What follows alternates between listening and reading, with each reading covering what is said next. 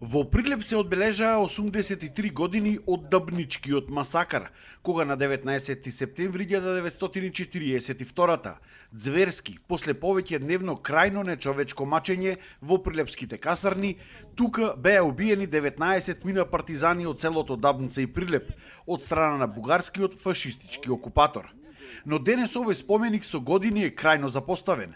Целиот предел околу него е огромна дива депонија и главното место каде што несовесните граѓани од населбата Тризла палат кабли и гуми. Овој куп гуми веќе е подготвен за палење. Се чека само погодниот момент кога нема да има никој тука.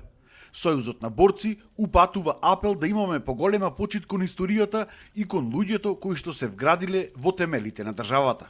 Добро внимание на овој период од историјата на македонскиот народ, бидејќи во текот на Втората светска војна се родила македонската држава. На таков начин се остварил сонот на многу борбени генерации кои што во минатото преку буни, востанија се стремеле за своја држава. Ова борбена генерација од 41 до 44 го остварила вековниот сон на тие борци и затоа ние денес мораме да се грижиме за придобивките од народособителната борба. Слободата, државноста, она што се бореле, за она што се бореле борците, партизаните и за она што мечтаеле, како што напоменав, многу борбени генерации. Партизаните од Прилеп биле донесени на ова место и стрелани, а потоа со бајонети биле прободени нивните тела за да никој не остане жив.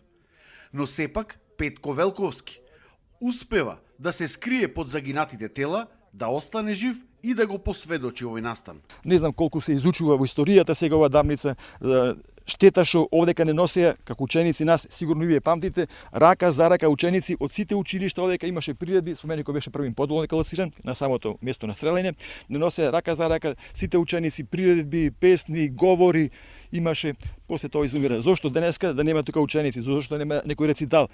Тогаш младите и тие како нас ќе пренесува дека да бе памтам не носеа таму Дабница, бевне таму Дабница, па други ќе донеса, а ние сте сите во одминување само на зборуваме, а треба живи сведоци. Велиме живи сведоци од тие настани, живи сведоци и од овие настани треба.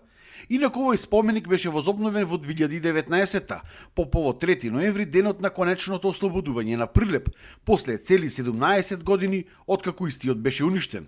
Но за жал, брзо потоа, повторно споменикот беше скршен.